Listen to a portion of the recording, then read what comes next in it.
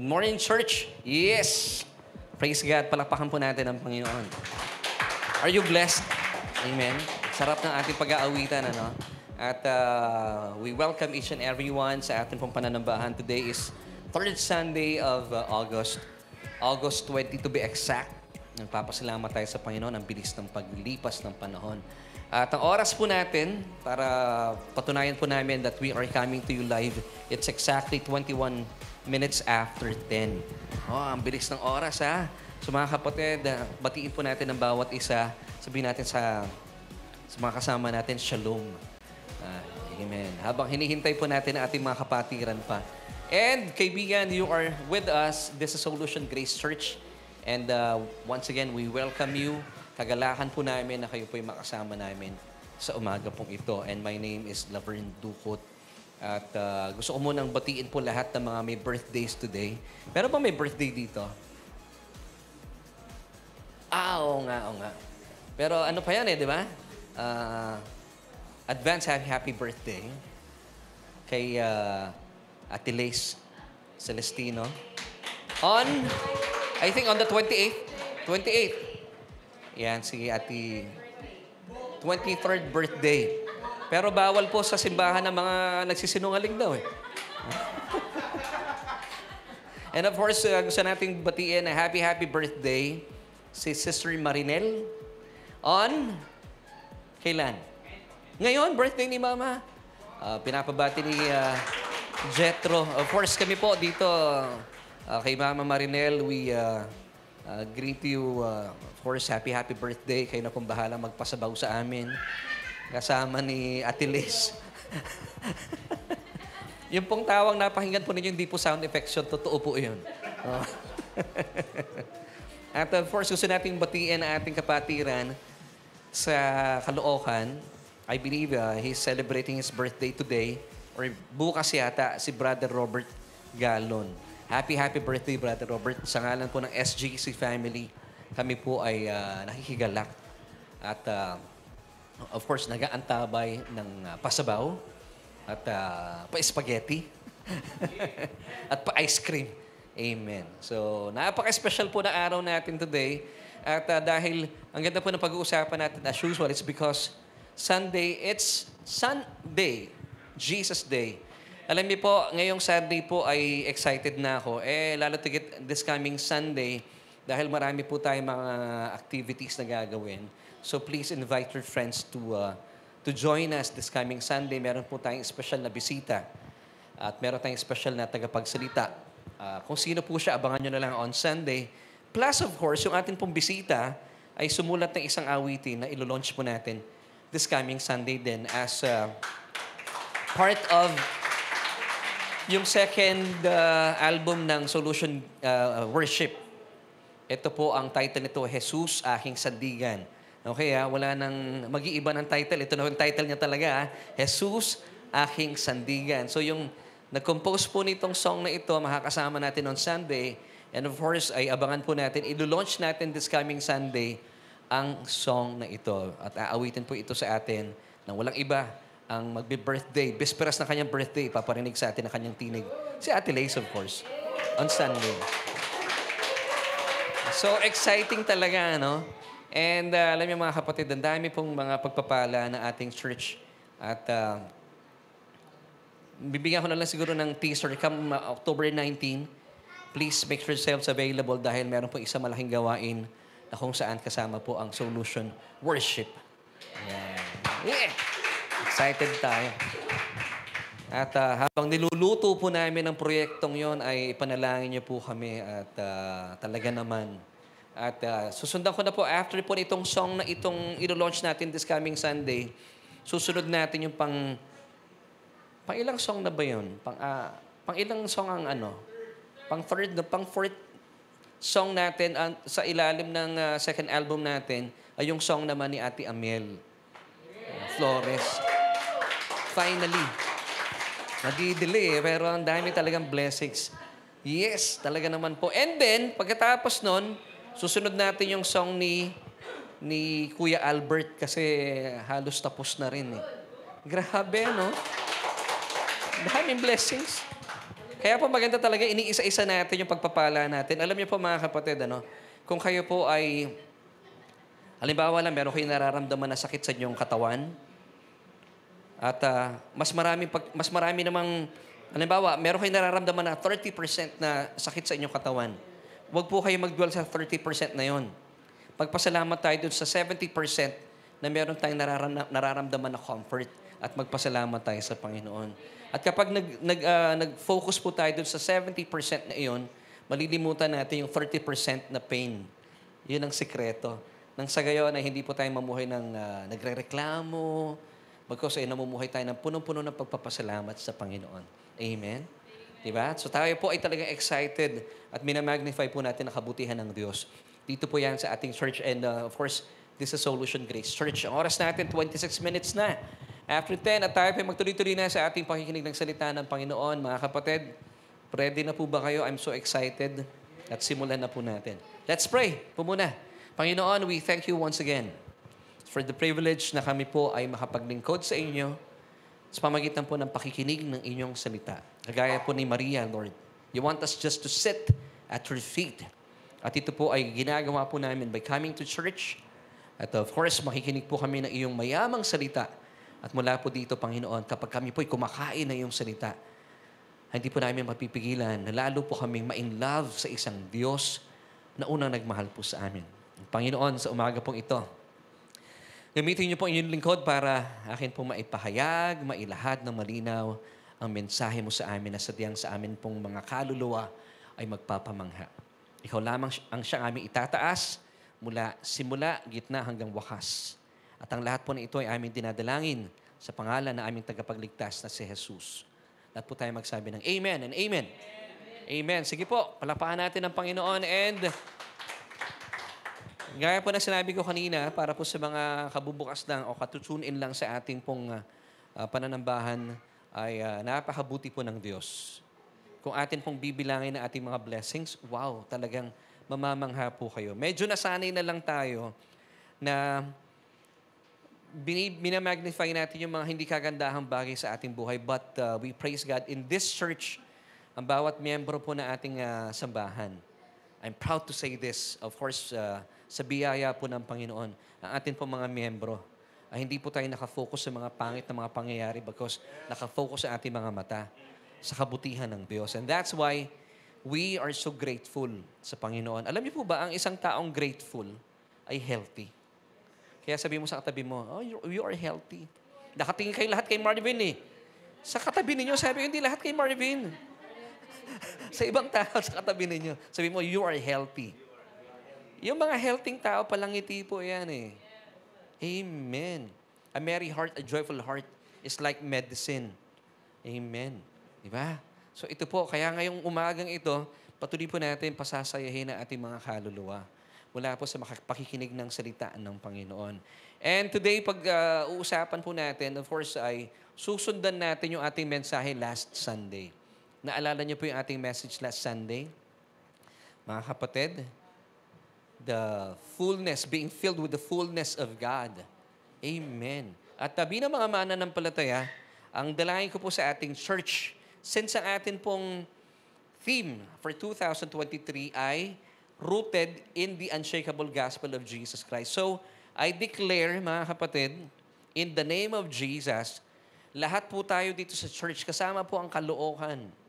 Kasama na rin po ating mga kapatid sa Taytay. Amen. Dahil nasa ilalim din po sila ng biyaya eh. Magmamanifest po ang physical blessing at saka po ang blessing sa lahat ng bagay na aspeto ng ating buhay. Because sabi po ng kapatid na John, remember si John the Beloved, the disciple whom Jesus loved? Sabi niya in 3 John chapter 1 verse 2, Beloved.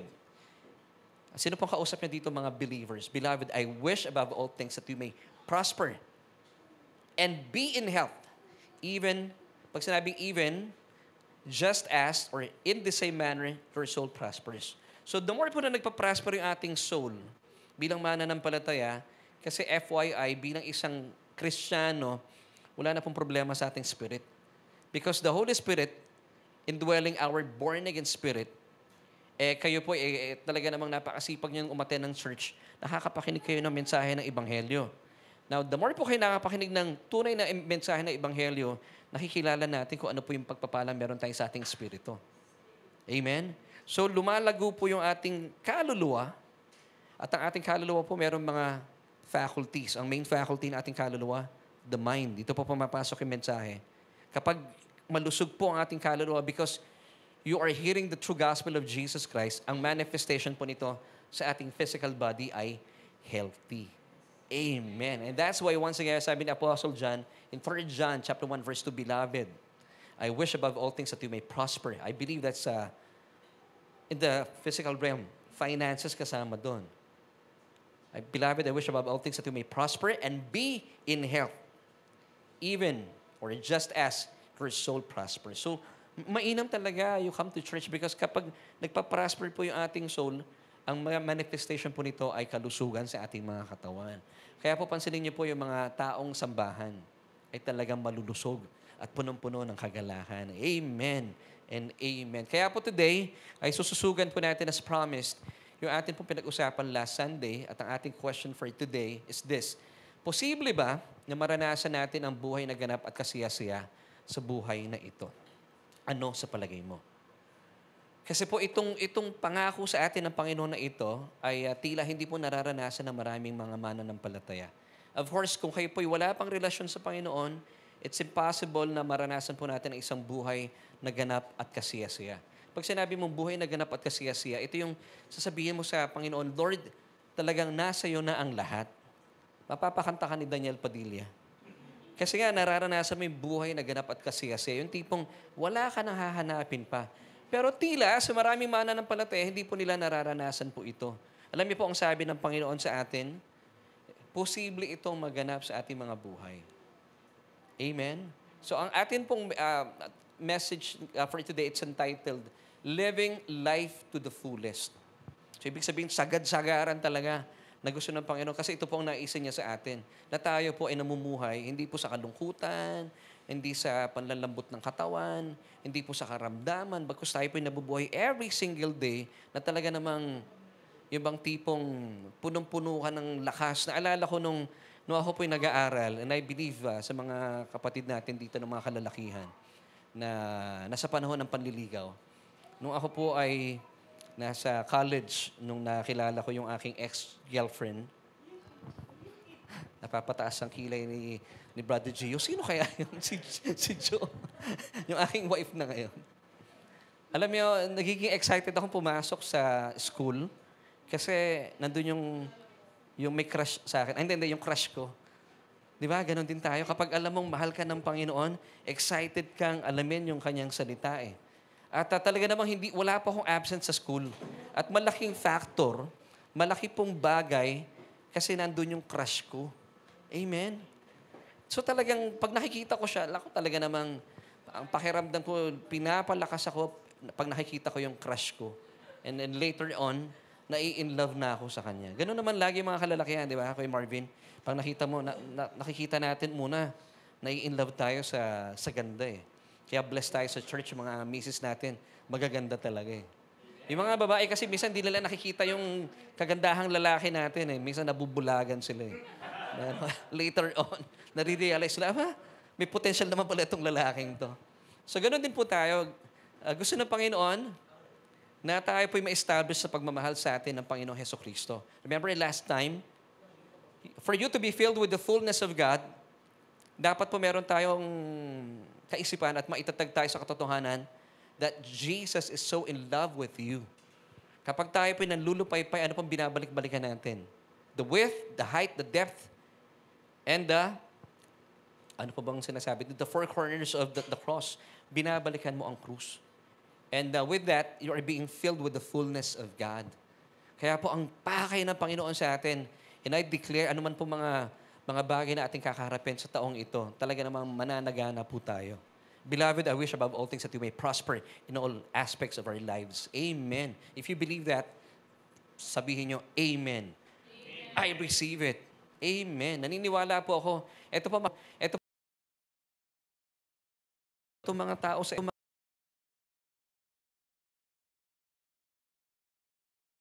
At I think it was last Thursday, nakabalita tayo kay Ate Lace concerning kay Kuya Marvin. Diba? Napakabuti ng Panginoon. Hinihintay lang pala ng Panginoon yung rektang panalangin ni Kuya Marvin. At nung sumagot, ay grabe ang favor ng Panginoon. I'm so sure. Imposibleng hindi tayo dalhin sa ugba. Ugbo ba tawag doon? Ugbo.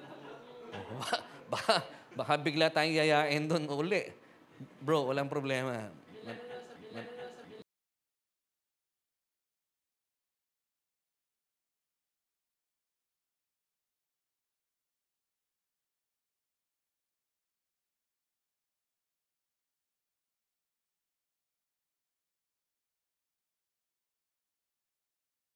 Destroy. Ito po ang job description ni Satan.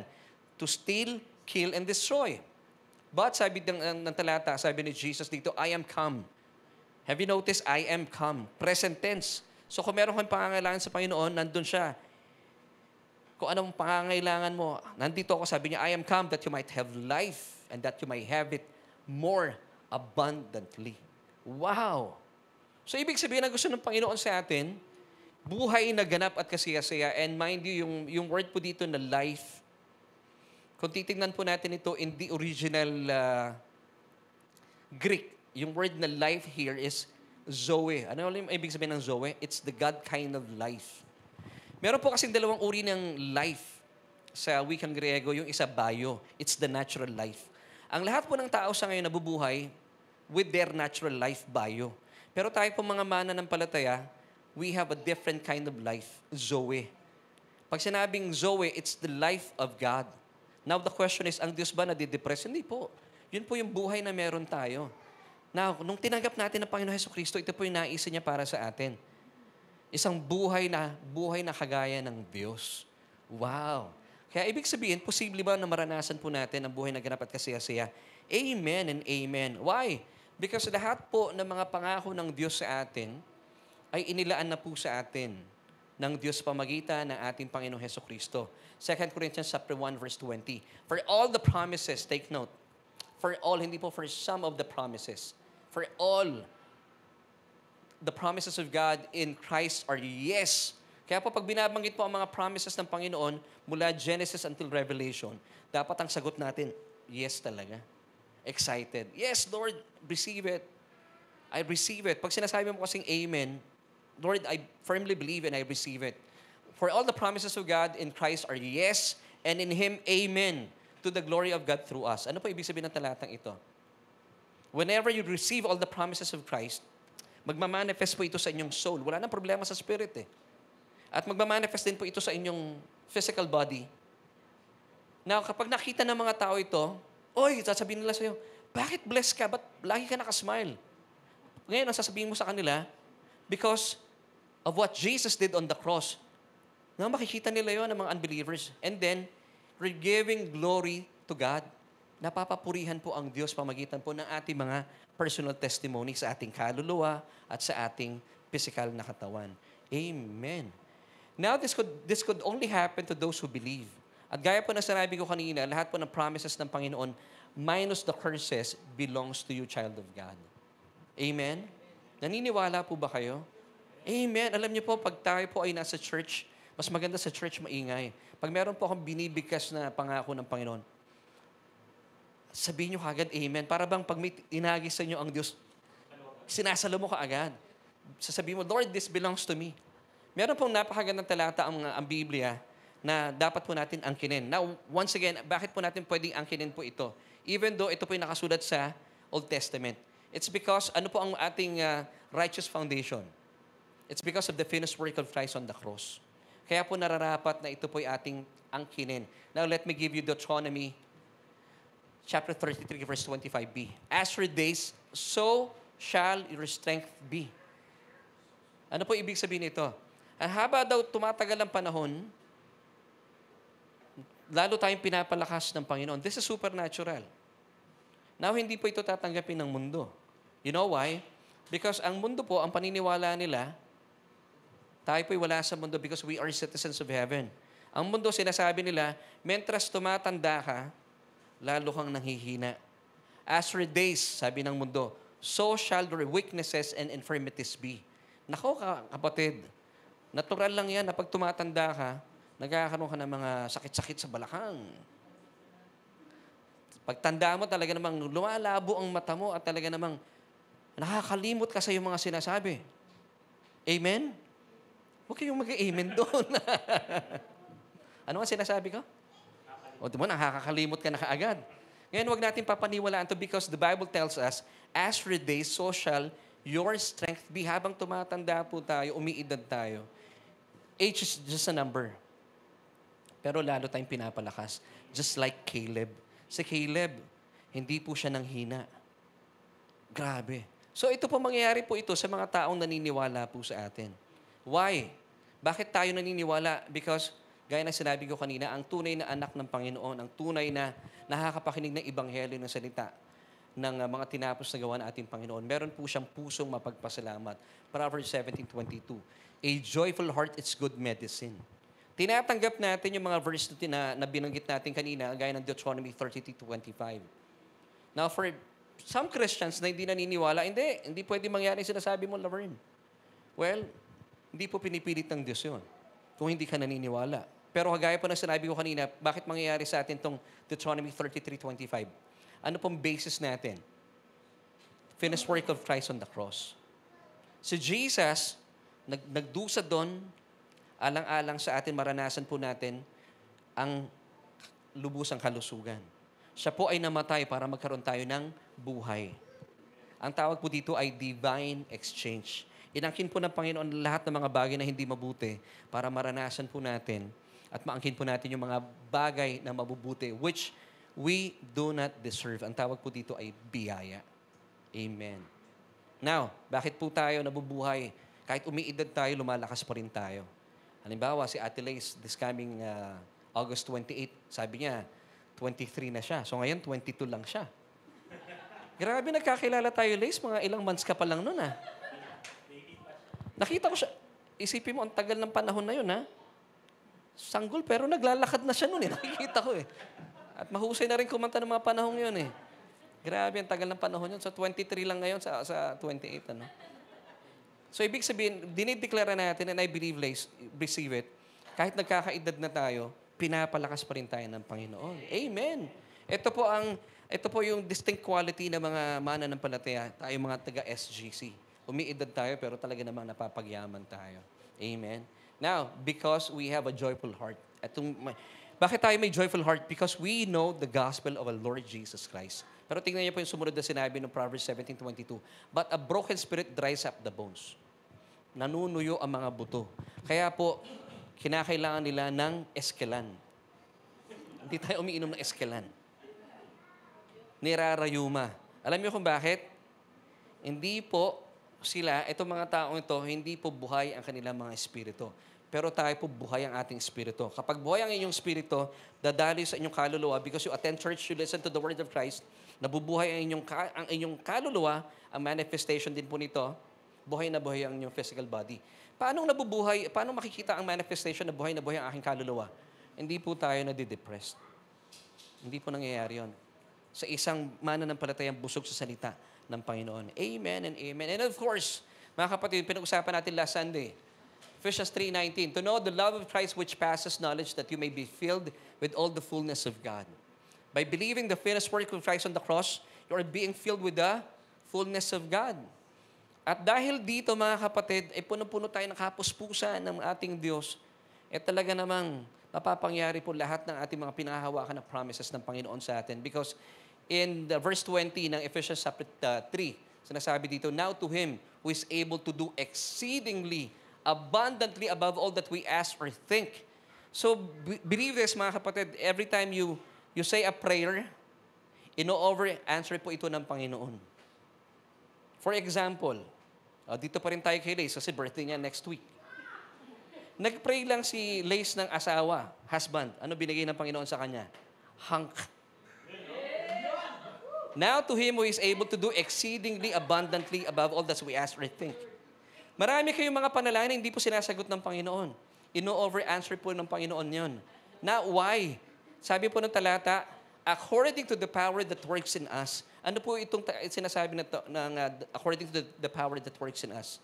Yung pong power na kumikilo sa atin, it's the power of uh, the life of Christ after He was resurrected. The resurrection power of Christ.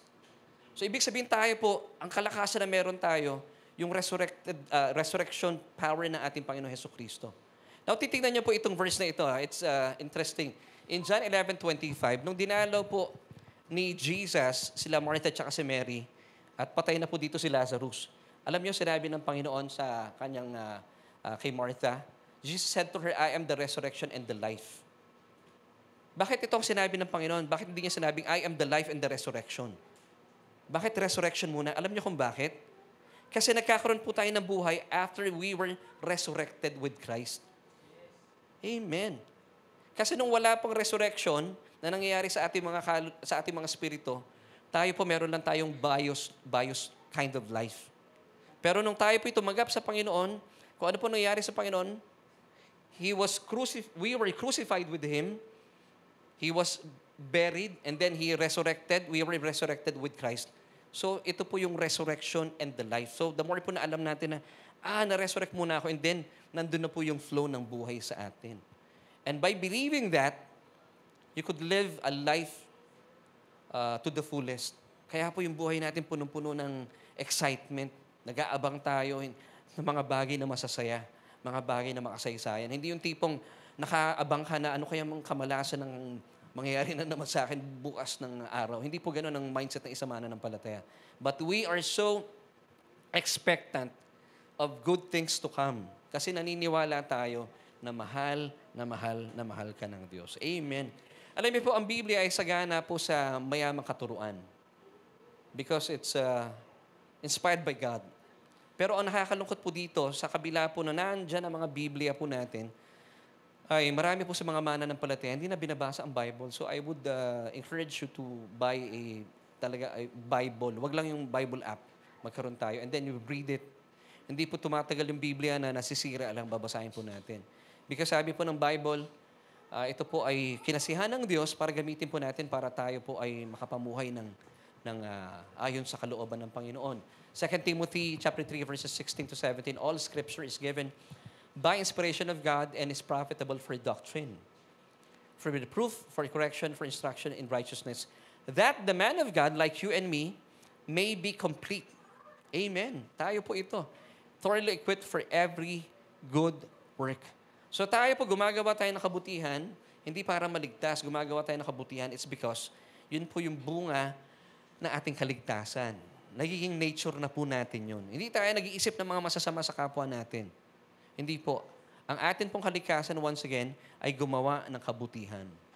Ito po tayo. Amen? At gamit-gamit po natin bilang basihan sa ating buhay ang ating mga Biblia. Pero sa kabila po nito, hindi po ito pinagyayaman ng mga mananampalataya sa ating mga buhay bilang mga anak ng Diyos. So the Bible is one book that can teach us how to live a life to the fullest by learning from the mistakes of ito mga Old Testament characters. So ibig sabihin, mayroon pong isinulat ang Biblia. Hindi po isinulat yun para pampakapal lang ng pages. Hindi po as samples and admonitions. Ano po ibig sabihin ng admonitions? Para tayo po'y paalalahanan na meron pong mga magkakamali in the past. Wag na nating gayahin pa para hindi na po maulit yung pagkakamaling yun. Amen? Ito po ang sinasabi sa atin ng 1 Corinthians chapter 1 chapter 10 verse 11. Now all these things happened. Ito yung mga pangyayari ang tinutukoy po dito in context, yung mga pangyayari sa ilang habang naglalakbay po ang Israel patungo sa Promised Land. Ang mga tao po dito sobrang tigas ng ulo. Sobrang disobedient po sila sa Panginoon. Alam niyo po ano po yung manifestation ng kanilang disobedience? Masyado silang reclamator. Alam niyo reclamator? Reklamador. Punong-puno ng, ay grabe, hindi sila grateful sa Panginoon. Nakita na po nilang nahati ang dagat na pula. Nakita na po nila kung paano sila niligtas ng Diyos, pero nananatili pa rin po silang reklamador. Hindi po tayo ito. Now, isinulat po ito, sabi na talata once again, now all these things happen to them. And then po dito, tinutukoy po dito yung mga Israelita na iniligtas ng kapatid na Moises. As examples. Examples para kanino? Sa atin. And they were written for our admonition. Isinulat po ito ng Banal na Espiritu para tayo po ay paalalahanan, magsilbing paalaala po sa atin. Bakit? Para hindi na po natin ulitin. Hindi pala marapat talaga. Hindi mabuti ang pagrereklamo. Because complaining is a sin. Alam niyo po ba, pag nagko-complain kayo, ibig sabihin sinasabi mo sa Panginoon, mali decision mo, Lord eh. Yun, pag nagko-complain tayo, it's a sin. Ibig sabihin, that's a form of unbelief. Hindi ka naniniwala sa Diyos. Mali ka, Lord eh. And by complaining, you are committing a sin. Pero sa kabila po nun, ay talaga namang nananagana pa rin ang biyaya ng Panginoon sa kanila. Now, alam niyo po, ang panahon ko po sa paggawa ng ating mensahe, once again, atin pong message is entitled, Living a Life to the Fullest. At marami akong mga binasa rin mga aklat at mga article concerning a life to the fullest. Alam niyo ba, ini-equate po ng pangkaraniwang mga authors ang life na matagumpay sa mga taong sikat, prominente at maraming pera. Nakakalungkot. Ito ang paniniwala ng mga tao sa mundo. Pag ikaw po sinabing, living a life to the fullest, mayaman to, sikat ito, kilala ito, influential ito. Lalo ngayon, maraming mga vloggers. Alam mo yung mga vloggers? Yung pag inaantok, bilang vlog, gumagano yung ulo. Wala naman tayo dito sa church no. Hindi. Ibig sabihin, mga vloggers, ang dami mga influencers na ngayon eh. Kasi they believe na pag sila'y sikat, lalo na pag sa YouTube, pag ikaw ay sikat talaga, na mamonetize mo yung mga contents, di ba?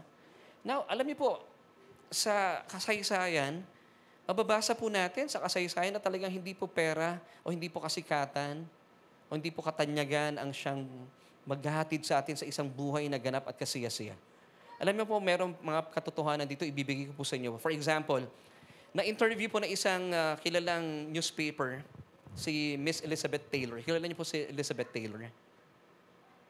Alam niyo, ito po ang sabi sa kanya. Ito po ang sabi niya, I should say, sa nag-interview sa kanya, patungkol sa kanyang buhay. Masaya ka ba? Ngayon ikaw ay sikat na, tanyag na, mayaman pa. Ito po ang sabi ni Elizabeth Taylor. God knows I have tried. I have tried fame, food, men, drugs, and drink, but I have never found peace. Maybe death is the only peace. Nakakalungkot, ano? Si Elizabeth Taylor po ito. Isang sikat na nilalang. Now, I believe kinakausap niya dito yung kanyang magulang na patay na yata. Sabi niya, maybe death is the only peace. Meron pang isang taong kilala, just 6 months or 6 weeks before he died, kilala niya po si Elvis Presley. Justin Bieber lang ako, kilala niya yun. Just 6 weeks before he died, merong isang showbiz reporter asked him, meron silang conversation, papakita ko po sa inyo ha. Ito ang kanilang conversation. Sabi ng reporter, Elvis, when you started playing music, you said that you wanted 3 things in your life. You wanted to be rich, you wanted to be famous, and you want to be happy. Are you happy, Elvis? Anong sagot ni Elvis? No, I am as lonely as hell. Grabe, mga sikat na tao po ito. Now, samantala, sa sobrang mga katotohanan ito, pero hindi pa rin po tinatayo ng maraming mga tao sa ngayon. Still, hinahabol pa rin ng mga tao sa mundo ang yaman, ang pera, ang katanyagan. Believing na, pag meron na po sila nitong mga bagay na ito, they could live a life to the fullest. Now, alam niyo po, meron pang isang artista buhay, hindi siya patay. Nasabi niya, sana maranasan na lang ng maraming tao ang maraming pera. At magkaroon sila magkamal sila ng maraming pera para ma-realize nila na hindi po pera ang sagot. Ito ang sabi ni Jim Carrey. I hope everybody could get rich and famous and will have everything they ever dream of so they will know that it's not the answer. At kilala natin si Jim Carrey sa ngayon. Alam nyo, I praise God for his life. Mukhang nakakakilala na siya sa Panginoon. Kasi na-realize na niya, hindi talaga pera po ang susi talaga para ang tao po ay magkaroon ng kapayapaan at mabuhay siya ng ganap at kasiyasiya. Alam niyo kung bakit din po ganito ang marami po mga tao sa panahon natin, including me. Alam niyo po yung mga magulang natin ay ano naman talaga, sincere. Kasi nung naalala ko nung bata-bata pa ako, sabi sa akin ng aking mga magulang, anak, mag-aral ka mabuti. That's good. Yun din naman ang sinasabi ko sa mga anak ko. Alam niyo ang pakay natin, ng mga magulang natin, para pag nag-aral ka mabuti, makakita ka ng kumpanya. na maganda. At pag nakapasok ka doon, magkaroon ka ng magandang posisyon sa kumpanya, makakuha ka ng malaking sweldo. At pag nagkaroon ka ng malaking sweldo, magiging influential ka. Meron kang posisyon, hindi ka mamaliitin ng kapwa mo. Kasi pag wala kang pera, ang tingin sa'yo ng mundo, dumi ka. Samantala yung mga Chinese, Filipinos naman sinasabi sa mga kapwa natin, o sa kanilang mga anak, ikaw hanap, maganda business. Para pag ikaw nakakuha business, ikaw dami pera. Pag marami ka pera, maging influential ka. Ganun pa rin no? Pero alam niyo po ba, hindi po ito ang premiadong gusto ng Panginoon sa ating mga magulang na ituro natin sa ating mga anak. Total opposite po ang sinasabi ng mundo. Kaya po maraming mga kabataan sa ngayon, hinahabol po nila, at nakakalungkot kasama po dito maraming mga Christians. Hinahabol ng mga Kristiyano yung hinahabol ng mga unbelievers. Kaya po at the end of the rope, nadidisappoint po sila. Nakakalungkot. Why? Because hindi po na follow yung fundamental precepts ng Panginoon. Which is so basic.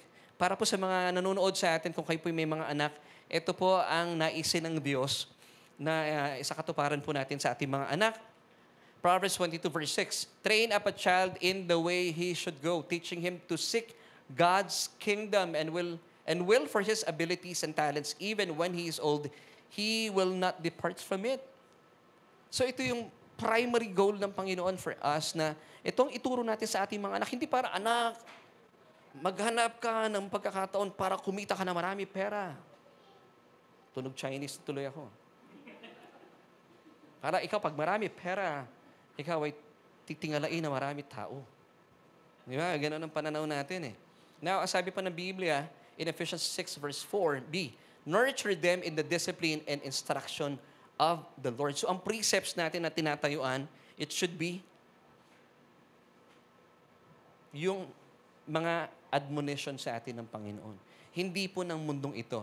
Alam niyo po, sabi na Matthew 6:33, seek first the kingdom of God. What is the kingdom of God? The kingdom of God, ito po yung fundamental precepts, yung panuntunan ng kaharian ng Diyos. Sabi ng Panginoon, seek first. Pag sinabing seek first, it should be your top priority.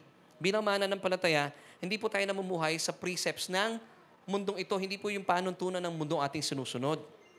At sabi pa ng talata, seek first the kingdom of God and His righteousness. Now, pag ginawa natin priority po ito, and all these things, ano yung all these things? Lahat ng pangangailangan ng tao sa mundo, na hinahabol ng mundo, shall be added unto you. Now, bakit po importante itong verse na ito? Marami pong nagkakamali dito, even ng mga kapatid natin sa biyaya. Akala nila, you don't have to seek first the kingdom of God. Kailangan pa rin po. Ibig sabihin, pag sinabing seek first, gawin nating prioridad ang kaharian ng Diyos, yung kanyang precepts, yung kanyang panuntunan. Huwag tayong umayo sa panuntunan ng mundo. Bakit hindi po ang panuntunan ng mundo? It's because ang paniniwala po ng mundo, pagpapalain ka ng Diyos pag ikaw'y gumawa ng mabuti. Pinagpapala ka ng Diyos is because of your righteousness. Naalala ko po no isang araw sa isang TV show, binati nila yung isang taong may birthday. Sabi nung bumabate, alam mo, I pray na lalo ka pagpalain ng Panginoon.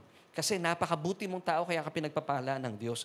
This is the kingdom of this world, believing na kapag mabait ka, lalo kang pagpapalain ng Diyos. Pero sabi ng Panginoon once again, Matthew 6:33, seek first the kingdom of God and His righteousness. Ang panuntunan po natin, kingdom ng Panginoon. Why?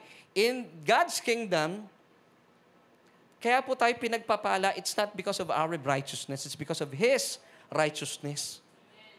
Kaya po tayo, hindi po tayo nagpapagod sa buhay because believing na kapag ginawa nating priority si Jesus sa ating buhay, and believing that we are blessed today and forevermore because of His righteousness, not because of our righteousness, all these things, yung mga pinaghahabol po ng tao sa mundo, shall be added unto you.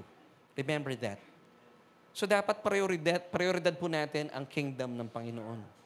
Hindi po tayo sumasabay sa sistema ng mundong ito. Remember, Romans chapter 12 verse 2, do not be conformed to this world, but be transformed. How? By the renewing of your mind. Paano po nagkakaroon ng renewing of the mind?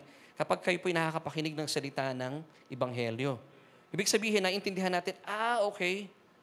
Ang sistema pala ng mundo, ang paniniwala nila, the more kang mabuti, the more kang matuwid, pagpapalain ka ng Diyos. Sistema ng mundo yun Pero once again, sabi ng Romans 12 verse 2, do not conform to this world, but be transformed by the renewing of the mind. Na tayo po today and forevermore, believers, Christians, we are blessed today not because of our righteousness but because of Jesus' righteousness. Na kapag sinunod po natin ang precepts ng kingdom ng Panginoon, nalalaman po natin ano yung mabuti, kalugod-lugod, and the perfect will of God in our lives. Amen. And by doing so, by seeking or by giving priority to God's kingdom, mararanasan po natin itong living a life to the fullest. Wow, it's a matter of tamang paniniwala lang po, no? So pangkaraniwan, na-equate po ng mundo ang success sa pera, sa katanyagan, sa influence. Hindi po. Tayo po ay successful. Why? Because we are in Christ Jesus.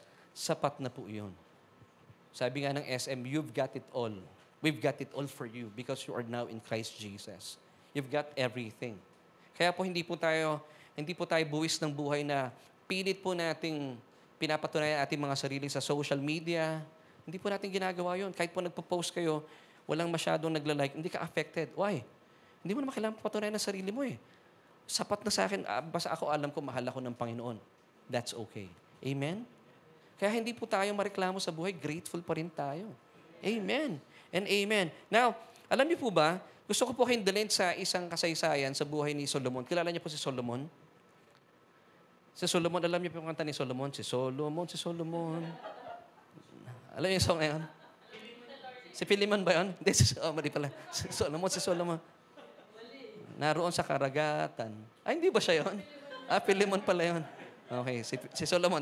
Dadaling ko kay Solomon. Alam niyo po itong si Haring Solomon, he was the richest king that ever lived. At siya po ay sadyang nagpakasawa sa layaw ng mundong ito. Lahat po ng makita niya, nakukuha niya.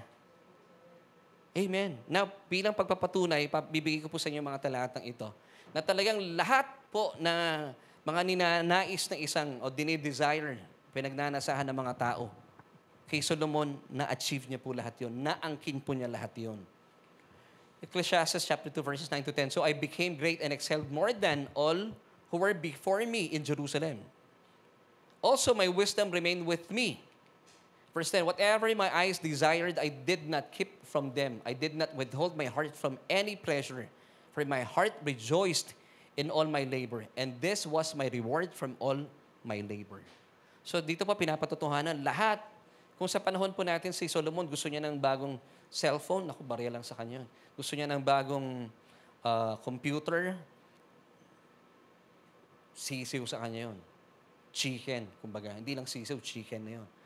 And sa sobrang kapangyarihan at kayamanan ni Solomon, would you believe na ang kanya pong concubines, ilan? 300. Ilan ang asawa ni Solomon? 700. Alam niyo kung bakit umigsi ang buhay ni Solomon? 1,000 biyenan niya eh. Ay, hindi pala. 700 lang yung biyenan. Concubines lang isa eh. 300 lang yung concubines eh. 1 biyenan na nga lang, sabi nila, hirap na eh. 700 pa. Pero hindi po tayo kasama doon ha. Mahal namin yung mga biyenan namin. Amen. Kaya po maigsi ang buhay ni Solomon. Amen. Now dito, sa kabila po na naangkin niya lahat, ano po ang naranasan ni Solomon? Tingnan natin na sumunod na talata in verse 11, still with Ecclesiastes chapter 2. Bilang patunay na hindi po talaga pera o kasikatan ang sagot para maranasan po natin ang buhay to the fullest. Kaya mga kapatid, ito po ay, gaya na sinabi ko kanina, in 1 Corinthians chapter 10, verse 11, these were written as samples, as admonition. So ibig sabihin, kung naranasan ito ni Solomon, kaya nga siya nanatili sa karagatan, di ba? Namamasyal na lang siya doon, parang gumagano-gano lang siya. Wala, na-realize niya, hindi pala pera ang magpapasaya sa akin. Pero hindi po yata nabalitaan ni Miss Elizabeth Taylor yun, hindi rin nabalitaan ni Elvis Presley. Buti na lang naagapan si Jim Carrey. Now, ito pong sabi ni Solomon in verse 11, still with chapter 2 na Ecclesiastes. Then I looked on all the works that my hands had done, and on the labor in which I had toiled. And indeed, all was vanity and grasping for the wind. There was no profit under the sun. O sabi niya, wala ka Mapapala sa mga bagay under the sun. Ano yung bagay under the sun? Things under the sun. Ito yung mga earthly things. Ito yung mga bagay na ibinibigay ng dyablo sa mga tao. Would you believe ang sistema po ng dyablo in the Old Testament ay sistema niya sa New Testament? In the Garden of Eden, ano po yung tatlong temptation na binigay niya sa mga unang tao? Lust of the eyes, lust of the flesh, and the pride of life. Kaya nga po bumagsak si Eva at si Adan eh. Pagdating po sa Matthew chapter 4 verses 1 until 10 or until 11, same modus operandi ang ginawa po niya sa Panginoon. Nung kanya pong tinempt si Jesus in the wilderness. Ano pong sabi niya kay Jesus? Still, tatlong bagay pa rin. 3 temptations. Lust of the eyes, the flesh, and the pride of life. But of course, hindi po nagtagumpay sa Satanas kay Jesus. Ito pa rin po ang binibigay ng kalaban sa panahon natin sa ngayon. Gusto mo ng kayamanan, gusto mo lahat na nakikita mo. Ito yung pita ng mata, pita ng laman, ibibigay ko sa iyo. Pita ng laman, naranasan ni Solomon. 300 concubines, 700 wives. Dami nun. Kaya ang bilis na matay ni Solomon. Tayo, hindi natin gagawin yun. Mauupod ka talaga doon. And of course, the pride of life. Gusto ng mga tao sa ngayon, maging influential po sila. Pero hindi po yun ang sagot doon. Now, tingnan po natin ang sinasabi ng Biblia in 1 John chapter 2, verses 16 to 17. For all that is in the world, the lust of the flesh, the lust of the eyes, and the pride of life is not of the Father, but is of the world. So ito po ay sistema, ito po ay temptation ng kalaban. Na sabi nga ng Biblia, wag na po tayong bumigay dyan. Now, verse 17 tells us, and the world is passing away. Ito mga taong to na namumuhay sa sistema ng mundo, nawawala sila, nabubura sila sa mundo. Pansamantala lamang po nila nararanasan yung layaw ng buhay, pero later on, maaga po silang namamatay. Alam, marami ng mga ganong balita. And the last of it, but he who does the will of God abides forever. Ang mga sumusunod na po sa kalooban ng Panginoon ay nananatili at pwede niya maranasan ay isang buhay na ganap at kasaya-saya. Now the question is, what is the will of the Father? What is the will of God? The will of God is this. John 6:40, and this is the will of Him who sent me, that everyone who sees the Son and believes in Him may have everlasting life. Kaya pala, hindi tayo nabubura sa mundo. Kahit tumatanda na tayo, malakas ka pa rin. At lumalakas pa at nagiging pagpapala. Because ang will of God is just that you put your faith in Christ alone, hindi po sa mga bagay sa mundong ito. Kasi maraming tao sa akin, sinasabi nila, magkaroon lang ako nito, naku, hahaba ang buhay ko. Magkaroon lang ako nito. Naku, may mga promises pa ngayon iba, Lord, bigyan mo lang ako ng bahay at lupa. Ibigay mo lang sa akin itong trabaho ito, maglilingkod ako sa iyo. Huwag na po kayong mangako, kahit po wala pa yan, maglingkod kayo sa Panginoon. This is the system of the kingdom of God. By acknowledging the will of God, hindi po tayo magtitiwala sa inyong mga kapal ng wallet or yung inyong mga bank accounts. Hindi po yun. Mag-fade away po yun. Pero tayo po, kapag kayo po ay nanampalataya sa Panginoon, kayo po ay mananatiling buhay. We have this everlasting life. And I will raise him up at the last day. Why? Kung kayo po ay hindi abutan ng rapture, pero the truth is, pag nag-rapture, mabubuhay pa rin, magkakaroon tayo ng bagong immortal na katawan. Kaya ang daming benefits talaga para po sa mga anak ng Diyos. Now, nung isinulat po ni Solomon ang Ecclesiastes, he grew in distress and depression. Kaya po sa tingin ko maaga namatay si Solomon eh.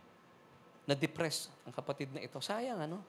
Nung sinulat po niya ito. At bakit? Because sabi niya, no prophet under the sun. Nabuhay po siya sa later part ng kanyang buhay. Naging makamundo siya. Nakatingin siya sa kayamanan ng mundong ito. Pero nung sinulat po niya ang Proverbs and Song of Solomon, nakafocus po yung mga mata niya above the sun. Pag sinabi natin above the sun, yung mga bagay na makadiyos. So tayo po bilang mga mananampalataya, we should focus our eyes above the sun, not under the sun. Kasi wala pong profit under the sun. Wala po kayong mga benefits na makukuha if you're living life under the sun. Huwag po tayong maging fleshy. Huwag tayong maging bound to earthly things. Kasi talagang hindi po tayo magtatagumpay sa buhay. You are doomed to fail. Once again, anong sabi ni Solomon in verse 11 ng Ecclesiastes chapter 2? Then I considered all which my hands had done and labored to do. And behold, all was vanity and chasing after the wind. And there was no profit, nothing of lasting value under the sun. Pero kapag kayo po, you live above the sun, punong-puno po ng value ang buhay natin with the Lord. Amen. Kaya pansinin po natin, alam nyo, bago-bago pa lang yung church natin, alam nyo na ako, I praise God. Ang sarap po talaga, to be honest, every Sunday. Nilulook forward naming family na magkasama-sama po tayo. Kasi ang sarap talaga na pinag-uusapan ang salita ng Panginoon. Now, bilang mga mananampalataya, huwag po natin gayahin si Solomon. He lived his life under the sun. Hindi po tayo dararapat sa mundong ito. Why? Because we are now citizens of heaven. Philippians chapter 3, verse 20. For our citizenship is in heaven, from which we also eagerly wait for the Savior, the Lord Jesus Christ. Amen and amen. Kaya po ang kagalakan natin sa puso ay nag-uumapaw. Kung bakit po kagalahan natin ibahagi rin ang salita ng Panginoon, because we are eagerly waiting for Jesus to come. Sino po dito excited about the rapture of the church? Amen. You should be excited about it. Alam niyo po, ito po, kinakausap ko rin po ang ating mga kapatid sa online, no? Meron ako mga nakakausap na natatakot sila about the rapture of the church. And then, I would ask them, bakit po kayo hindi pa komportable sa rapture? Kasi yung mga marami po akong kapatid pa na hindi pa tumatanggap sa Panginoon, baka po hindi sila makasama. Alam niyo, I would like to encourage you with this word, sabi po ng Panginoon. Sabi ng Biblia, believe on the Lord Jesus Christ, and you shall be saved, and your household. Huwag niyo pong problemahin yung pamilya niyo. I believe maliligtas din po sila.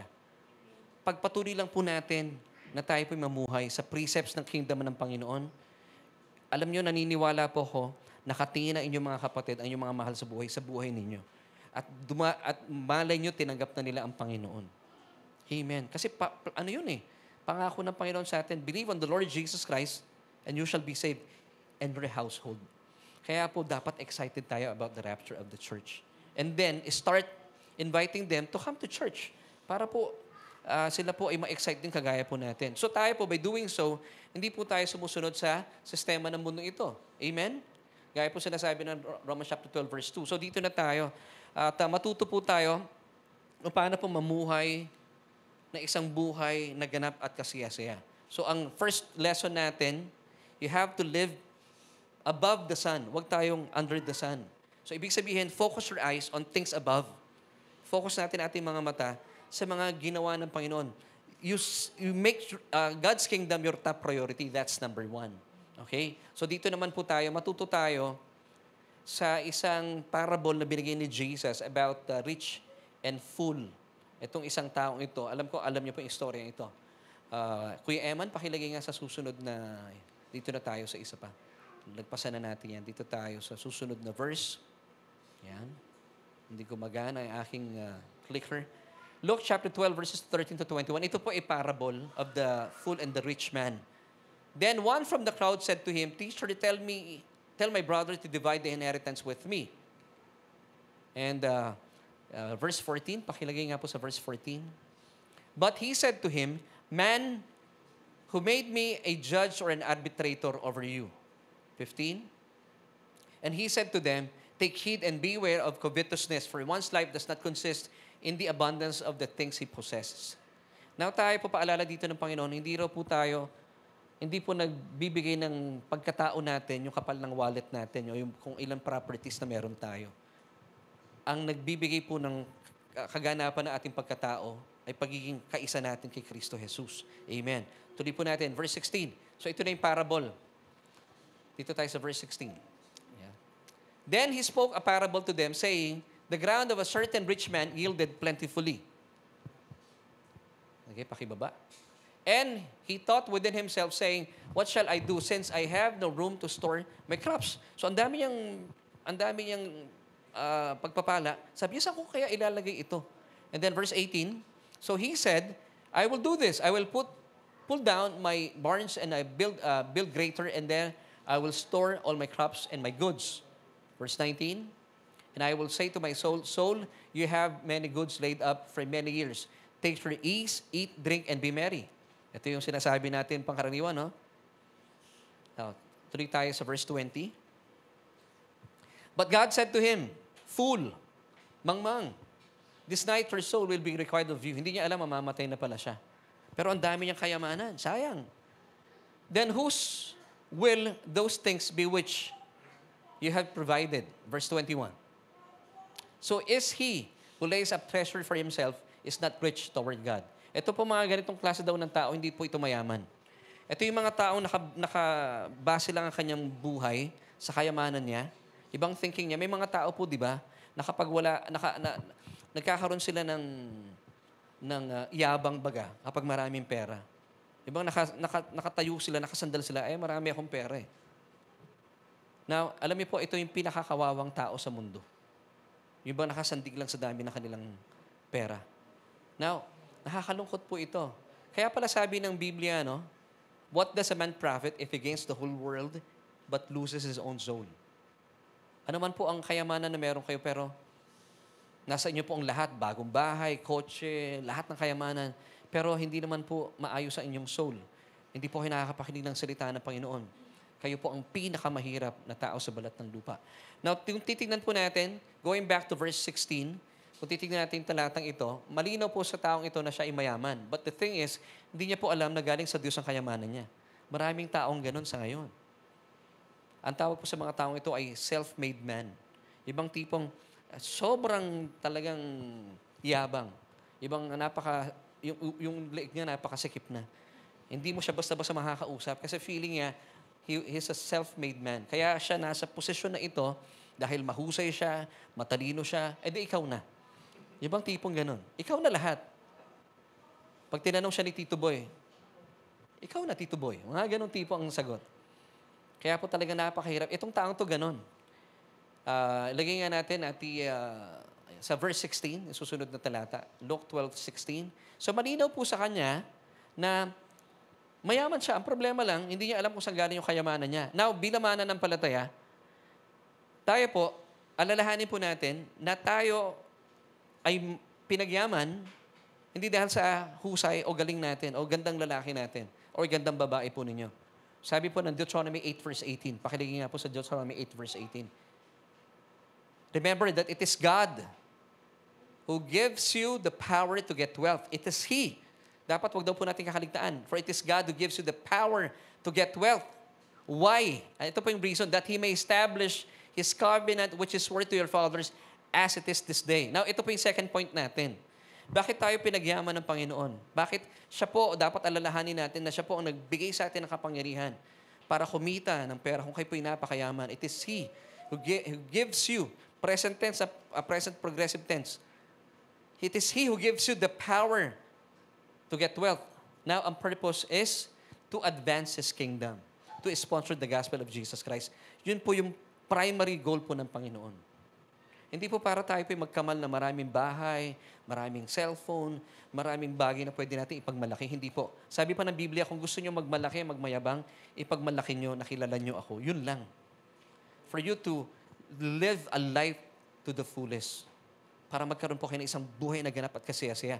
Pansinin nyo, no? Hindi po ito ang pangkaraniwang ginagawa ng maraming tao sa ngayon, including Christians at large today.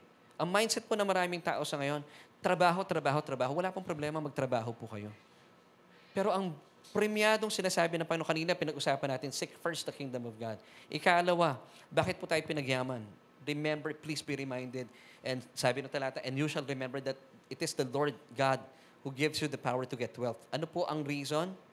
That He may establish His covenant which is swore to your fathers as it is this day. So ano po yung sumpaang yun? Anong covenant na yun? Is to sponsor the gospel of Jesus Christ. Why? Because at the end of the day, ang pinaka-importante, maligtas po tayo. Amen? Amen. Anong pong saysay, nasa inyo pong lahat ng kayamanan ng mundong ito, naiwan ka naman sa rapture? Payag kayo?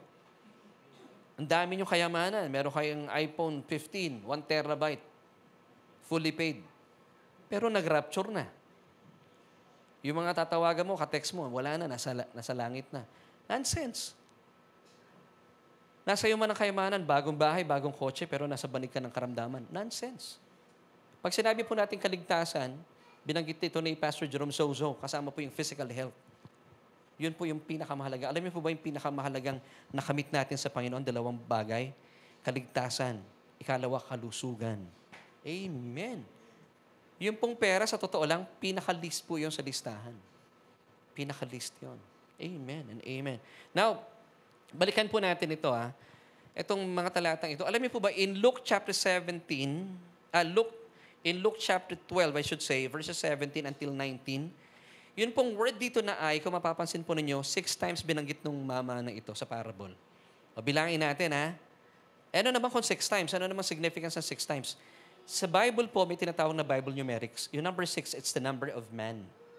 Ibig sabihin, yung man, number of man, propensity niya, trabaho ng trabaho. Kaya ang paniniwala nung nasa parable na ito, self-made man siya Kaya nga siya masungit Di ba? Sa sobrang dami ng kanyang nalikom na kayamanan, hindi niya naisip, sino kaya pagpapalain ko, kanino kaya ibibigay yung ibang yaman. Puro siya rin. Bilangin natin. 6 times po, binanggit yung word na I. And, sabi dito, he thought with himself, saying, what shall I, number 1, do? Since I have no room to store my crops, number 2:18. So he said, I will do this. I will put down my barns and build greater, and then I will store all my crops and my goods. 5 times na. And verse 19, and I will say to my soul, that's 6 times. So dito, ito mga uri ng mga taong ito yung mga taong masisikip ang kamay. Bakit?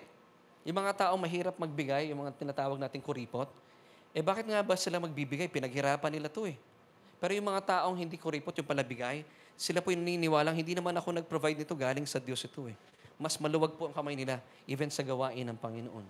Amen. Amen. So tayo po, wala pong self-made man dito. Ang lumikha sa atin, ang Diyos pa rin. We were created in the image and likeness of God. And kaya po kayo blessed today, it's because of the finished work of Christ on the cross. Amen? So hindi po pwede mangyari sa atin to. Ang nakakalungkot po dito sa parable na ito, nung araw na yon, hindi niya alam, mamamatay na siya. So ipinapakita po dito ng Panginoon sa atin, He wants us to be rich. He wants us to be prosperous towards Him. Hindi po masama na maging prosperous. Kasi marami pong relihiyon ngayon, sinasabi nila, naku, wag mo ipag-pray na maging mayaman ka. Baka lumayo ka sa Diyos. That's religion. Isa pong panalangin nyo na isang karakter sa Old Testament, pero hindi po galing sa Diyos yun. Now, let me tell you, mga kapatid, at even po sa mga nanonood sa atin sa online, God is not against you having more money. Hindi po siya galit doon. Actually, yung pong kayamanan natin sa pera, manifestation niya that we are blessed pa nga But God is against money having you. Amen. Kasi ang money po, for your information, is a good servant. Ginagamit lang po natin ang pera to bless other people. But money is a bad or evil master. Pag kayo po nagpagamit sa pera, maraming tao masisira. At naranasan po namin, akala namin mananampalataya. Dahil po sa pagiging gahaman sa pera, pati kapwa niya mananampalataya, ini-scam, binubudol. Dahil sa pag-ibig sa pera. Alam niyo po, in the early church, wala pong needy sa panahon po ng mga kapatiran sa unang sambahan. Alam niyo ba't walang needy? Sa panahon pong yun, wala pong greedy. And I believe in this church, wala pong naging needy. Walang greedy sa atin. Sa biyaya ng Panginoon. Because we understand na hindi po nanggaling sa atin ang ating mga resources. Galing po ang ating mga resources sa mayamang kayamanan ng ating Panginoon. Amen. Now, I've got good news for you. Mga kapatid, alam niyo po itong katotohanan, gaya na sinabi ko kanina, relihiyon po nagsasabi na hindi gusto ng Diyos na yumaman ka, gusto po ng Diyos na yumaman ka. Alam niyo kung bakit? Dahil I would be a substandard preacher kung hindi ko po aminin sa inyo na kasama po sa blessings na meron tayo, yung kayamanan, kasama dito yung pera, na pinagbayaran ng Panginoon Hesukristo. Nasabi niya sa Biblia, siya po yung naging dukha nang sa gayon tayo po yung maging mayaman. Now, sinasabi po ng ibang mga churches, Laverne, mali yan. Ang sinasabing kayamanan din, spiritual richness o riches. Hindi po. Ito po, ibibigay ko sa inyo mga talata. Pinagyaman tayo ng Panginoon para maging mayaman din po tayo sa paggawa ng kabutihan. Okay, let me give you 2 Corinthians 8 verse 9. For you know the grace of our Lord Jesus Christ. So bakit tayo pinagpapala financially? It's because of His grace. That though He was rich, sino He dito? Si Jesus. Yet for your sakes, He became poor.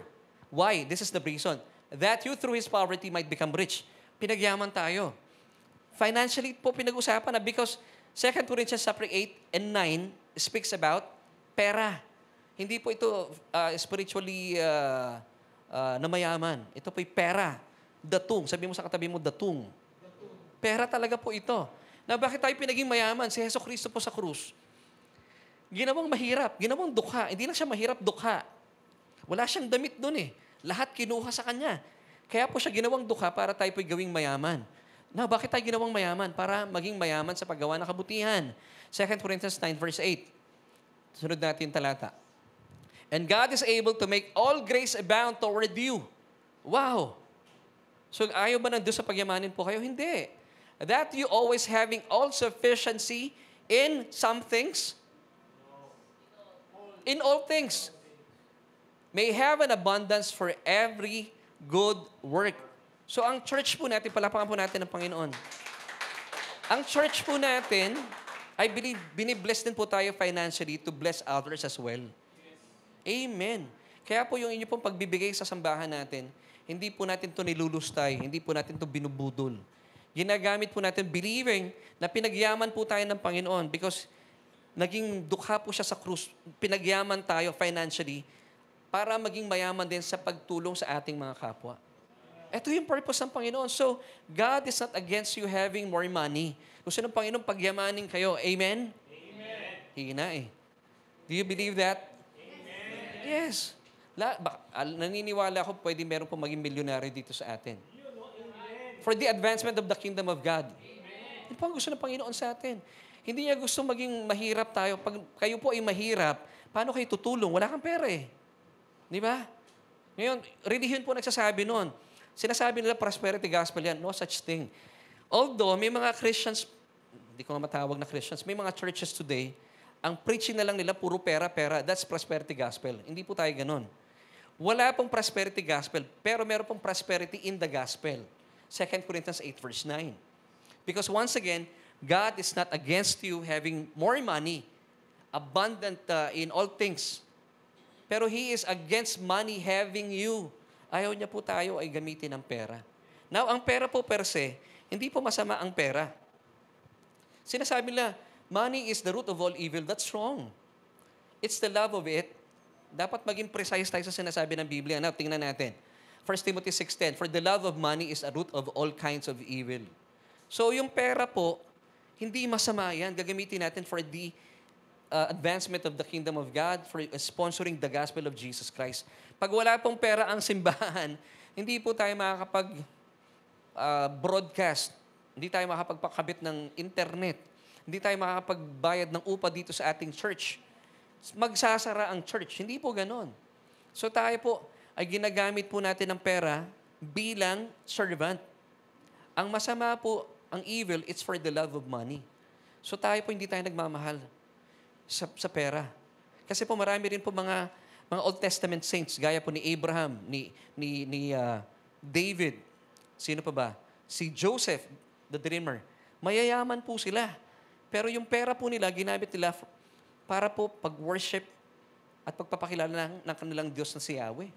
So ganun din po tayo bilang mananampalataya. Amen? Ganun tayo. Hindi po tayo kagaya doon sa parable of the rich and the fool man. Now, hindi po kinakailangan na banggain natin ang sinasabi ng Biblia. You have to agree with the word of Christ. So tayo po to experience a life to the fullest. So ang simple lang po ang ginagawa ang pinapabatid sa atin ng Panginoon.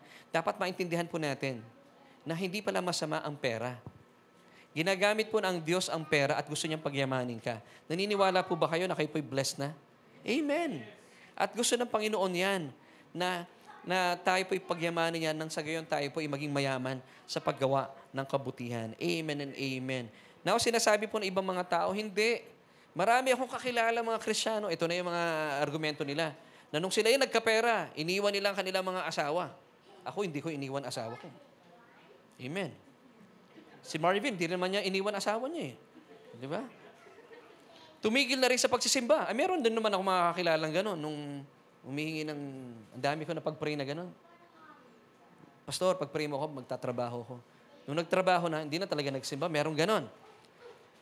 Nagumon sa sobrang pagtatrabaho at lalong naging gahaman sa pera. Now, sinasabi ng iba, tingnan mo na. Laverne, di ba? Tama naman ako eh. Kapag ang Kristiyano binigyan ng maraming pera ng Diyos, delikado yan. Hindi ako naniniwala doon. Kasi si Abraham, si Joseph, and even si David, marami po mga tao sa Biblia, mga Old Testament saints, mapera to mga to eh. Si Solomon lang medyo gumewang. Pero si Solomon po nagpagawa ng pinakamagandang templo ng Panginoon. Now, sino ang nagloloko? Mga tunay na Kristiyano? Hindi po. Pakita natin yung susunod na talata. Proverbs 1:32. And the prosperity of fools shall destroy them. So, sino po yung napapahamak? Yung mga mangmang. Mangmang ba kayo? Sabi mo sa katabi mo, mangmang ka ba? Hindi. Mongmong. Hindi tayo mangmang. Pwede mingming, mengmeng, pero hindi mangmang. Amen? So, hindi tayo. Tayo po, dahil naintindihan natin ang pag-ibig sa atin ng Panginoon, we were created in the image and likeness of God. Ang puso po natin, bilang mga obra maestra ng Diyos, sa paggawa ng kabutihan, Ephesians chapter 2, verse 10. Pakilagay nga mga kapatid. Ephesians chapter 2, verse 10. For we are God's masterpiece, workmanship. Ang mga God's workmanship ba ay nambubudol? Hindi. Hindi tayo mga scammer. Amen. Created in Christ Jesus for good works. Kasi kung kayo po ay created in Christ Jesus pero nang i-scam kayo, scammer din si Jesus. Hindi po tayo scammers, hindi tayo mga budol-budol. Which God prepared beforehand that we should walk in them. Lakaran po natin ang pagkatawag sa atin. So ano po yung pagkatawag sa atin? Pinagyaman tayo ng Panginoon para i-sponsor ang gospel ng ating Panginoon Jesucristo. And by doing so, we're living a life to the fullest. Ito pala yung sekreto, mga kapatid. Amen and amen. So, this is the second point. Dito tayo sa third point bago tayo matapos. So, to enjoy the life to the fullest, gamitin po natin yung ating mga pera for the advancement of the kingdom of God. Amen. Ikatlo, ito pong maganda. Para po magkaroon pa ng kulay ang ating mga buhay. Siguro sinasabi mo, Pastor, yung buhay ko everyday, paulit-ulit lang eh. You're missing something. Kahit po kayo ay janitor, tanggalin nyo yung word na lang ha. Kayo po ay janitor, napakahalaga po ninyo. Pag walang janitor, dudumi. Manggigitata ang building. Di ba? And we honor ito pong namamahala sa ating building, napakalinis. Even po ang CRs. Ewan ko sa babae, sa lalaki, malinis eh. Now, dahil po may janitor. Kung kayo po, pakiramdam nyo, paulit-ulit na lang ginagawa nyo, hindi ka na na-excite. Pastor, hindi ko nararamdaman yung living the life to the fullest eh. Alam niyo kung bakit? You're missing something. It's because ginagawa mo yan para lang sumweldo. Ito ang masama. Kaya mo lang ginagawa yan. Dati may tinanong ako bakit na tumutugtog? Ano ang motivation mo? Pare, letter M. Anong M? Money. Akala ko music.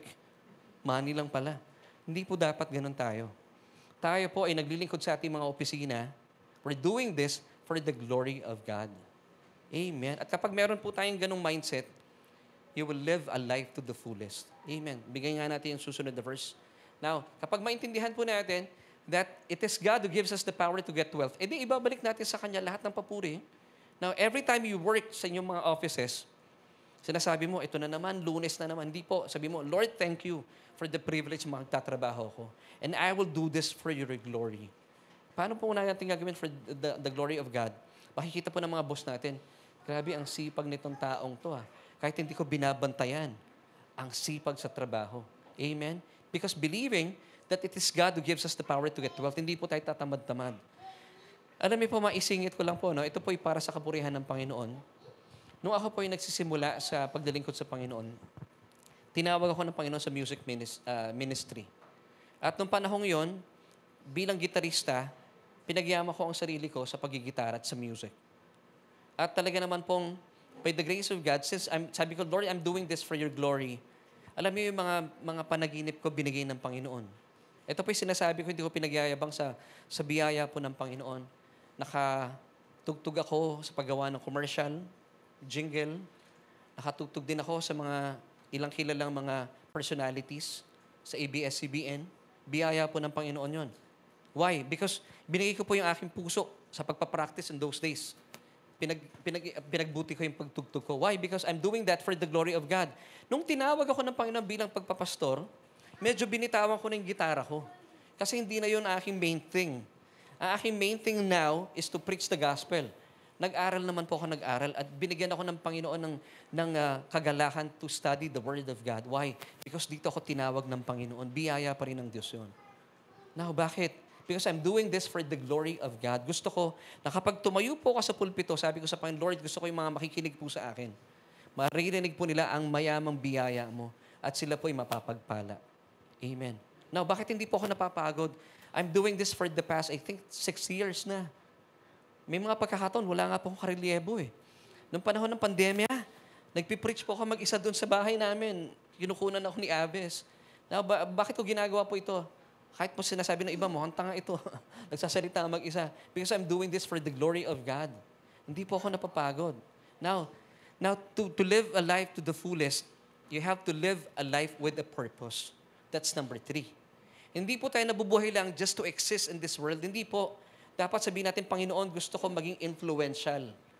Hindi ka magiging vlogger, mga kapatid, ha? Maging influential po tayo, makita nila sa ating buhay, naku, talaga namang napakaganda ng buhay nito because we're doing things for the glory of God. Pakita nga po natin yung ating susunod na verse. 1 Corinthians 10:31. Therefore, whether you eat or drink or whatever you do, do all to the glory of God. Amen and amen. Now, let's go back to our question. Dito na po tayo. Posible ba na maranasan natin ang buhay na kaganap at kasaya-siya sa buhay na ito? Ano sa palagay mo? Yes, it's possible. Na dapat po talaga ipinaprioritize natin ng Panginoon. At kapag ginawa natin priority, top of the list ng Panginoon, number 1, imposible hindi kanya gawing una rin sa listahan. Ito pa yung ating solution as we end. Let us live a life of purpose that we may live life to the fullest. That's simple. And of course, bigyan nga natin Ate Bettina, yung 1 Corinthians 10:31. Therefore, whether you eat or drink or whatever you do all to the glory of God.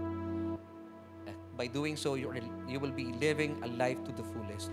Ito po yung masasabi mo, Lord, thank you for this life. It's worth living. Amen. So mga kapatid, ang saya pala, na tayo po bilang mga mananampalataya ay talagang pinagpala na. Kailangan lang talaga ng konting pagtutwist sa ating mga paniniwala. Huwag po tayong sumang-ayon sa sistema ng mundong ito. You are doomed to fail. Let us seek first the kingdom of God and His righteousness. Amen. Siguro po, tinatawag ko na rin ang ating praise and worship team. At sa pagkakataon po ito, I would like to give this opportunity, kaibigan, sa ating mga nanonood online. Alam niyo kapatid, ang ganda po mabuhay. At napakasaya. And I believe we're living a life to the fullest. God wants you to live a life worth living. Now, marahil ang tanong mo, Pastor, paano gagawin ko? All you have to do, tanggapin po natin ang imbitasyon ng Panginoon na kilalanin po natin si Jesucristo bilang ating Panginoon at tagapagligtas. And please pray this prayer with me. Buksan po natin ating isipan, ating mga labi, at ang ating puso. Maniwala po tayo na kailangan po natin si Kristo bilang ating tagapagligtas at Panginoon. At buksan natin ating mga puso, maniwala na siya po ay nabuhay mula sa mga patay. At kapag ginawa po natin ito, tayo po ay sumang-ayon sa paanyaya ng Diyos, kayo po ay maliligtas. So sundan niyo po panalangin ito, sabihin mo po sa inyong mga puso, sabihin natin ito sa Diyos. O Diyos, kinikilala ko ang aking sarili, walang kalakasan para iligtas ang aking buhay. Jesus, tinatanggap kita at kinikilala kita bilang aking Panginoon at sariling tagapagligtas. Dahil Panginoon, doon sa krus ng Kalbaryo, pinagbayaran mo ang lahat ng kasalanan ko. At naniniwala po ako mula sa iyong kamatayan, makalipas na 3 araw, ikaw ay nabuhay na maguli bilang patunay na ako ngayon ay matuwid sa iyong harapan. Salamat, O Diyos, sa iyong kaloob na buhay na walang hanggan. Amen at amen. Amen. Palakpakan po natin ang Panginoon. Tayo po tayo. At habang inaawit po natin ang awiting ito, pwede po ba tayong kahit pansumandali, pikit natin ating mga mata at magpasalamat tayo sa Panginoon sa napakabuting ginawa ng Diyos sa ating mga buhay. Natayan mo sa krus ng Kalbaryo, binayaran ang lahat ng kasalanan ko. Inako mong ganap dusa sa sakit at paghihirap. Niligtas ang tulad kong hindi karapat-dapat. Purihin ka, Jesus. Purihin ka,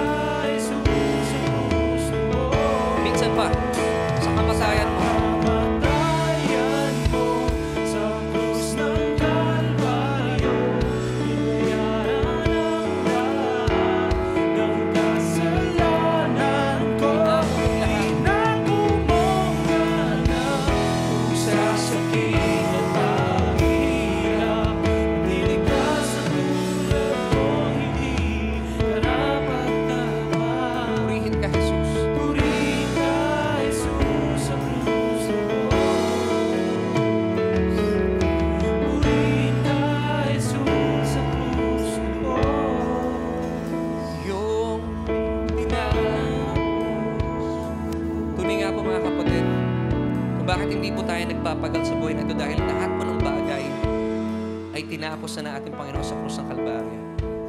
Ang naisin lang po ng Panginoon sa atin, gawin nating prioridad siya sa ating buhay. At lahat ng mga bagay na hinahabol ng mundo, ang siyang hahabol sa atin. Hindi po natin kailangan humabol sa mga bagay sa mundong ito. Just put your faith on Christ alone. Siya po ang bahala sa ating buhay. Amen. And by doing so, you will experience a life worth living. Isang buhay na ganap at kasaya-saya. Marahil kaibigan, kung kayo po ay pagod na at napapatanong kayo, bakit? Lord, sabi mo sa salita mo na naparito ka para bigyan ako ng buhay na ganap at kasaya-saya, pero hindi ko nararanasan. Now you know. Kailangan po natin gawing prioridad talaga ang Panginoon. At tayo po'y manatiling umupo sa kanyang paanan at patuloy na mamangha sa kanyang salita. Sa pagkakataon po ito, kapatid, kung kayo po ay isa sa mga taong pagod na para patunayan ng inyong buhay sa pamamagitan ng inyong kayamanan, ng inyong lakas, ng inyong katanyagan, para maranasan po ninyo ang buhay na ganap at kasaya-saya. Hindi po talaga kayo magtatagumpay. Hayaan po ninyo ang Diyos ang kumilos at kayo po ay mamanghalang sa kanyang mga ginagawa. Ibigay natin sa Panginoon ang ating mga buhay na puno-puno ng kaabalahan. Marahil sinasabi mo, Pastor, pag walang gagawa, pag walang kikilos, walang mangyayari. Hindi po. Hayaan po ninyo ang Diyos ang kumilos. Gusto lamang po ng Panginoon, ilaan po natin ating mga sarili, makinig sa kanyang salita. Magdesisyon po tayo. Bigyan natin ng panahon ng Diyos. Simulan nyo lang kahit every Sunday. Samahan nyo po kami. Tayo po ay managana sa salita niya. At papatunayan ng Panginoon sa inyo, pag inunan nyo po siya, lahat ng bagay na kailangan mo, hahabulin ka. Amen. This is true. And I would like to pray for you. O Diyos, salamat po sa iyong napakagandang pagtuturo po sa amin sa umagang ito na kung saan naisan mo maranasan namin ang buhay that is worth living, buhay na ganap at kasaya-saya. At ito, Panginoon, ay pagbibigay po namin ng prioridad sa inyo, O Diyos. Maglalaan kami ng panahon na maupo sa inyong paanan. Ito po ay sa amin pong pagdedesisyon na makinig. Gaya po ng sinabi mo kay Marta patungkol sa kanyang kapatid na si Mary. Sabi mo, Panginoong Jesus, kay Marta, you are so busy with so many things, but Mary has chosen the good part. Lord, it's a matter of choice. Salamat, Panginoon, dahil alam ko sa mga kapatid namin sa oras na ito. Pinili po nila na gawing prioridad na makinig sa iyong salita. Nang sa gayon, anumang pagod, Panginoon, ay iiwanan na po nila. At Panginoon, kami po ay mamumuhay lamang po ng ganap at kasaya-saya. Ano man po itong kaabalahan na po pilit na inilalagay sa balikat namin ng mundong ito, hindi po namin ito bubuhatin. Because, Panginoon, kami po ay mamamahinga sa iyong mga tinapos na gawa. Habang kami po ay nagtatrabaho sa mga trabahong ipinagkatiwala mo sa amin. Panginoon, mag-e-excel po kami because we're doing everything para po sa iyong kapurihan, para po sa iyong kaluwalhatian. Panginoon, ito po ay isang buhay na ganap at kasaya-saya. At maraming salamat. Ano man po, Panginoon, ang mga bagay na nagbibigay ng pagod sa aming mga kapatiran sa oras po ito. Inihiling po namin sa pangalan ni Jesus. Ang kinin po namin ng mga mensaheng ibinigay mo sa amin sa umaga po ito. At mula po dito, makita po namin ang iyong puso na punong-puno ng pag-ibig at pagpapasalamat at pagmamahal sa amin. And the more po namin tinatanggap ang iyong mainit na pag-ibig at sakdal na pagmamahal. Panginoon, kami po'y napupuspos ninyo. Salamat at ang lahat ng bagay, Panginoon, ay gumagaan at patuloy po namin mararanasan isang buhay na ganap at kasaya-saya. So lamang po ang lahat ng papuri at pasasalamat. Purihin ka, O Diyos. Marapat kang sambahin. Ito po ang aming panalangin sa pangalan ni Jesus. Lahat po tayo magsabi ng amen at amen. God bless you, church. See you next Sunday. Palapakan po natin ang Panginoon.